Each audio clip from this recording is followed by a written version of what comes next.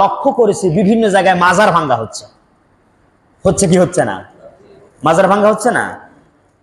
একটা করে মাজারে যদি ঢিল মারা হয় তাহলে ওই জামারায় গিয়া শয়তানকে পাথর মারা সব পাওয়া যাবে নাকি? যাবে না? আমার বন্ধুগণ, বর্তমানে যেই কায়দায় মাজার ভাঙ্গা হচ্ছে এর সঙ্গে ইসলামের ন্যূনতম কোনো সম্পর্ক নাই। এখন বলবেন হুজুর আপনি কি মাজারের পক্ষে নাকি? আমি মোটেও মাজারের পক্ষে নয়। আমার বক্তৃতা ভালোভাবে বুঝুন, রেকর্ড হচ্ছে, মিডিয়ায় যাবে, ভুল ব্যাখ্যা করবেন না। ইসলাম মাজারকে কখনো উৎসাহিত করে না। মাজার ভেঙ্গে চুরমার করে জমিন থেকে একবার জমিনের সঙ্গে মিশিয়ে দেওয়ার কথা বলা হয়েছে, কিন্তু এই মাজার ভাঙবে কে? এই জায়গায় প্রশ্ন। এই মাজার আমরা সাধারণ নাগরিক কখনো ভাঙতে পারি না। এই মাজারে আমরা কখনো একটি ঢিলও ছুঁড়তে পারি না। এরপরে হিন্দু ভাই সম্প্রদায়ের মূর্তি আছে তাদের উপাসনালয়ে, এই মূর্তি ভাঙলে তো সব পাওয়া যাবে? সব পাওয়া যাবে? কোনোদিনও নয়। মূর্তির গায়ে আঘাত করা এটা ইসলাম কখনো বৈধ পারমিশন দেয় নাই, ইসলাম কখনো পারমিট করে নাই। মাজার যেভাবে ভাঙছে ইসলাম এখানে নিরুৎসাহিত করেছে। ইসলামের দৃষ্টিতে এটা সম্পূর্ণ নাজায়েজ। মাজার ভাঙবে কে? মাজার ভাঙবে হচ্ছে বৈধ বিচারিক আদালত। এমন লোকগুলারে আপনি সংসদে পাঠান যারা ওই সংসদে গেলে মাজারের বিরুদ্ধে আইন পাশ করবে। আইন পাশ করার পরে কোর্টে অর্ডার করে দেবে, কোর্ট থেকে প্রশাসনের মাধ্যমে মাজার ভাঙে দেওয়া হবে। ওখানে মদের আড্ডা, জুয়ার আড্ডা, ওখানে হচ্ছে যত পরিমাণ অবৈধ আখড়া আছে, জায়গাগুলি আছে, সমস্ত আখড়াগুলি প্রশাসন ওই জায়গায় হস্তক্ষেপ করতে পারে। আমি আর আপনি ওই জায়গায় হস্তক্ষেপ করতে পারি না। একটা গাঁজাখোর যদি ধরা পড়ে আপনি তাকে আঘাত করতে পারেন না। আপনি কি করতে পারেন? আমি কি করতে পারি? ওইটা প্রশাসনের হাতে আমি সবর্দ করে দিতে পারি। দেশের বিদ্যমান আইনে তার বিচার হবে। গত কয়েকদিন আগে ঢাকা বিশ্ববিদ্যালয়ে ওই ফজলুল মুসলিম হক হলে একজনকে চোর সন্দেহে পিটিয়ে হত্যা করছে। জোরে বলুন নাউজুবিল্লাহ মিন যালিক। আমি আমার বক্তৃতায় এর তীব্র নিন্দা এবং প্রতিবাদ জানাচ্ছি। চুরি করলে যেখানে হাত কেটে তোর বিধান ইসলাম বলেছে, তাও এই হাতটা সাধারণ মানুষ কাটতে পারবে না, এটাও করতে হবে প্রশাসনের মাধ্যমে। বিচারিক আদালত যদি রাষ্ট্রে ইসলামিক আইন চালু থাকে কেবলমাত্র ওই রাষ্ট্রে এই হাত কাটা যাবে, নইলে তাও যাবে না। চোর সন্দেহে সেই জায়গায় একটা যুবককে আপনি পিটাইয়া মারলেন, এটা তো কখনো কাম্য হতে পারে না। যারা এই কাজ করেছে, একজনকে ধরেছে, সে বলতেছে আমি আবেগের বশীভূত হয়ে মারছি, মোবাইল হারাইছে এই কারণে আবেগের বশীভূত হয়ে মারছে। আহা, আবেগের বশীভূত হয়ে একটা মানুষের জীবন চলে গেল, এটা কি কোনোদিন সম্ভব?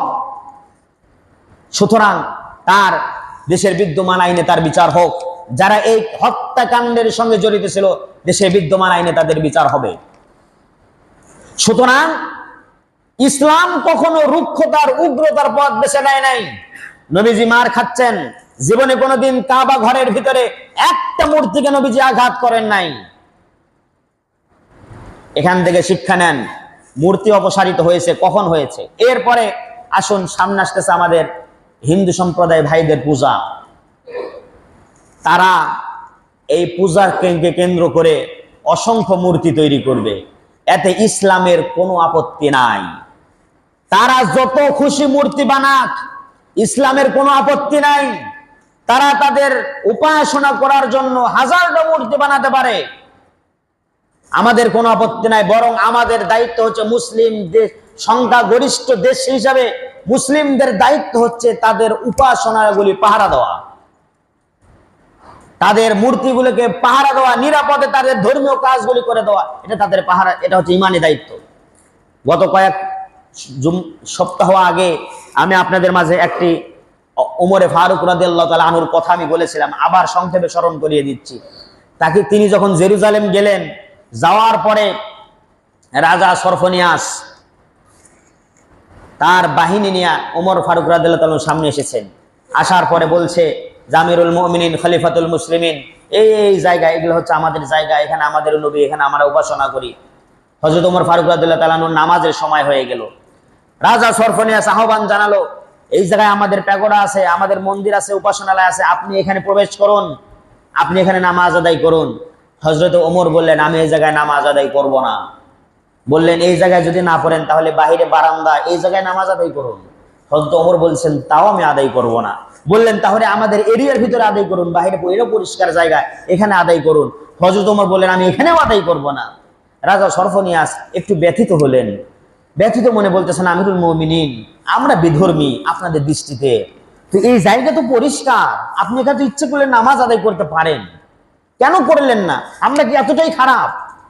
হযরত ওমর বললেন, তোমরা খারাপ, তোমরা নিকৃষ্ট, এটা প্রমাণ করার জন্য আমি তোমাদের জায়গায় নামাজ আদায় করিনি, বিষয়টি এমনটি নয়। আমি যদি আজকে তোমাদের এই উপাসনালয়ে যদি আজকে আমি 2 রাকাত নামাজ আদায় করি, ভবিষ্যৎ আমার মুসলমানেরা এই জায়গায় আমি নামাজ আদায় করেছি এটাকে প্রমাণ হিসেবে নিয়ে তোমাদের উপাসনালয়টা ভেঙে দিয়ে এই জায়গায় মসজিদ নির্মাণ করতে পারে, মসজিদ নির্মাণ করতে পারে। এইটা ভেবে আমি এই জায়গায় নামাজ আদায় করছি না। আমি কখনো চাই না তোমাদের উপাসনালয়গুলি ভেঙে চুরমার হয়ে যাক, এখানে মসজিদ নির্মিত হোক, আমি এটা কখনো চাই না। এই কারণে এই জায়গায় নামাজ আদায় করি নাই। তাও সুবহানাল্লাহ কইলেন না? এর নাম হচ্ছে ইসলাম। যখন হযরত ওমর এই কথা বলছেন তখন তিনি 22.5 লক্ষ মাইলের প্রেসিডেন্ট। তিনি যদি একবার অর্ডার দেন, মুহূর্তের ভিতরে চোখের পলকে ভেঙে চুরে চুরমার হয়ে যাবে। আর সেই মানুষ ওখানে নামাজ আদায় করেছেন না। আপনি কোন আইন পাইলেন যে নিজের হাতে আইন তুলে নিয়ে মাজার ভাঙতেছেন, নিজের হাতে আইন তুলে নিয়ে একজন চোর সন্দেহে যুবককে পিটিয়ে মারতেছেন, নিজের হাতে আইন তুলে নিয়ে প্রতিমাদের গায়ে আঘাত করতেছেন? এটা আপনি কোন আইনে পাইলেন? এর সঙ্গে ইসলামের ন্যূনতম দূরতম কোনো সম্পর্ক নাই। ইসলামকে বুঝুন, ইসলামকে জানুন। ইসলাম উগ্রতা রুক্ষতাকে কখনো পছন্দ করে না। হ্যাঁ, আপনি মানুষ তৈরি করুন, মানুষদেরকে কোরআন হাদিয়ে দিন, মানুষদেরকে হাদিস হাদিয়ে দিন, মানুষদেরকে বই দিন, ইসলামের সৌন্দর্য মানুষের মাঝে ফুটিয়ে তুলুন, ইসলামের দিকে মানুষকে আকৃষ্ট করুন, আপনাকে যেন মানুষেরা ভোট দেয়, এই কাম করুন। সমাজ তৈরি করুন। সমাজ তৈরি করার পরে এই লোকগুলি আপনি সংসদে পাঠায় দেন, দেওয়ার পরে সংসদে বসে ওই জায়গায় আইন পাস হোক, দেশে কোনো অরাজকতা থাকবে না, উশৃঙ্খলতা থাকবে না। আইন পাস হলেও আপনি তো আপনার দেশ থেকে সংখ্যালঘু যারা আছে তাদেরকে তো বের করে দিতে পারেন না। বের করে দেওয়ার পারমিশন আছে? কথা বলেন, পারমিশন আছে? বিশ্ব নবীর এই কথাটা আমার মনে পড়ে।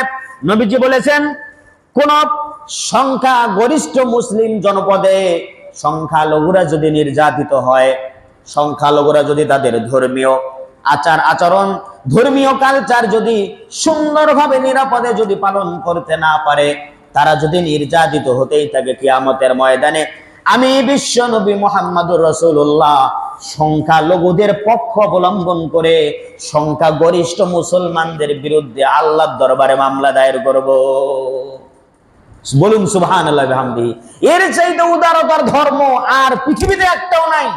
সুতরাং আমরা আমাদের দেশে হিন্দু, খ্রিস্টান, মুসলিম, সাঁওতাল, কুলি, ডেলেবার, মুসি, ডোম, চারাল ইত্যাদি যা আছে, কাঁধে কাঁধ মিলে আমরা একত্রিত হয়ে বসবাস করতে চাই। যে যার অধিকার নিয়ে বসবাস করবে এই দেশে, এতে আমাদের কোনো আপত্তি নাই। আমরা কাঁধে কাঁধ মিলে বসবাস করতে চাই। কথা বলেন ঠিক কিনা?